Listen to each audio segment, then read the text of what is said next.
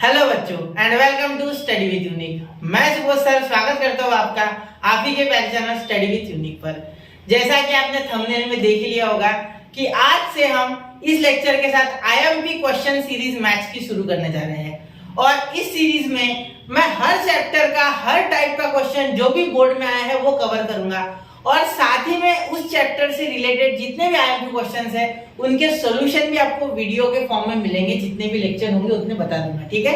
और साथ में आपको उस टाइप का क्वेश्चन जैसे कि मैंने यहाँ लिया है टोटोलॉजी, कॉन्ट्रडिक्शन और कंटीजेंसी वाला क्वेश्चन, ठीक है, यूजिंग ट्रूथ टेबल।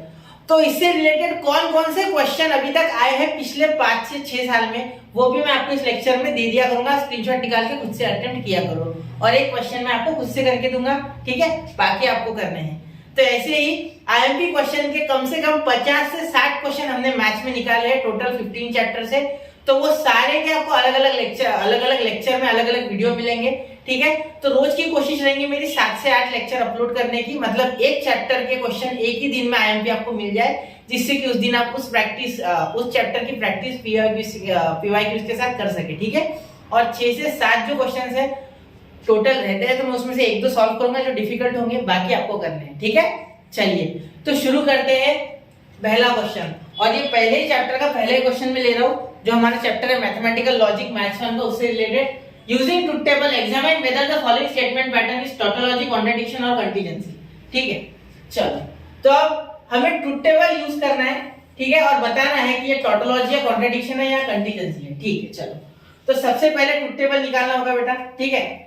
तो ट्रूथ टेबल आप निकालना जानते हो, जनरली ये क्वेश्चन सारे बच्चे जानते हैं, फिर भी मैंने सोचा कि इजी क्वेश्चन से शुरू करें जिससे कि हर एक को डाइजेस्ट हो सीरीज, ठीक है। पी क्यू यहाँ आपका हो जाएगा नेगेशन क्यू, ठीक है, क्योंकि नेगेशन पी की आवश्यकता नहीं है। देखो पी नेगेशन क्यू, पी और क्यू है, ठीक है। आपको कहीं भी यहाँ नेगेशन क्यू नहीं दिख रहा है, देखो चारों के चारों में नेगेशन पी है सिर्फ, ठीक है, नेगेशन क्यू है सिर्फ, नेगेशन पी कहीं दिख नहीं रहा है, ठीक है, इट इज इनविजिबल, वो है ही नहीं वहाँ, ठीक है। चलो यहाँ तक हो गया। अब आपको ये तो पता है कि यहाँ सिर्फ 2 ही सिंबल है, एक पी और एक क्यू, ठीक है। तो पी का क्या होता है टी टी एफ एफ, फिर क्यू का टी एफ टी एफ, ये जानते हो, ठीक है। अब नेगेशन पी इसके उल्टा, जहां इसका टी है वहां एफ, जहां इसका एफ है वहां टी, जहां इसका टी है वहां एफ, जहां इसका एफ है वहां टी, ठीक है, यहाँ तक हो गया। अब आगे इसके बारे में लिखते हैं पी एंड नेगेशन क्यू, ठीक है, पहले यही सोचना है, ठीक है। ये बाद में यहाँ सबसे पहले तो सिंबल लिख लेने हैं पहले, फिर बाद में सोचना है कितने बनाने हैं। तो यहाँ एक इसके लिए बनेगा स्पेशल कॉलम, एक कॉलम इसके लिए, फिर लास्ट में इनका कंबाइंड कॉलम बनाएंगे, ठीक है। चलो एक मिनट है, चलो ठीक है।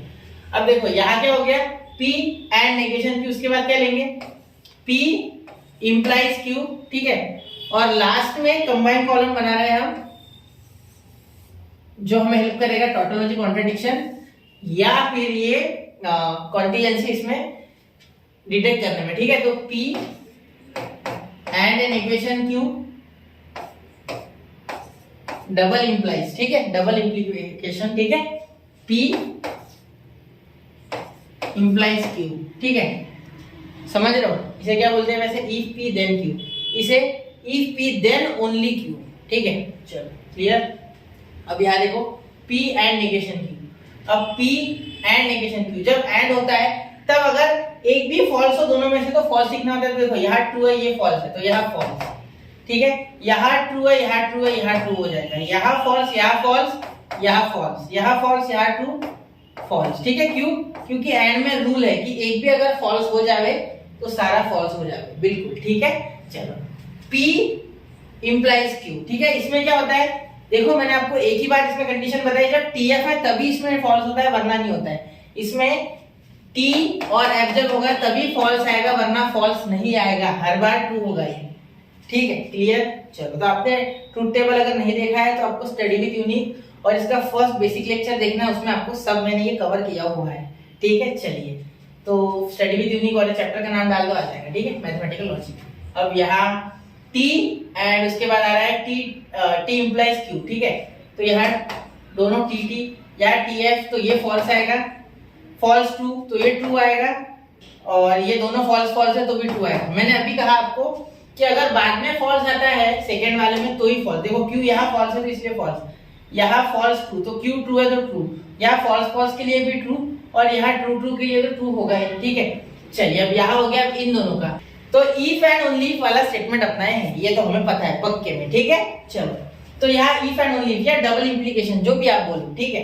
अब ध्यान दो, यहाँ ये फॉल्स है, यहाँ ट्रू है। इसमें क्या होता था, अगर सेम सेम होते हैं, ट्रू ट्रू है तो ट्रू, फॉल्स फॉल्स है तो फॉल्स, नहीं सेम सेम है तो ट्रू, मतलब ट्रू और ट्रू अगर है तो ट्रू, फॉल्स और फॉल्स है तो भी ट्रू, ठीक है।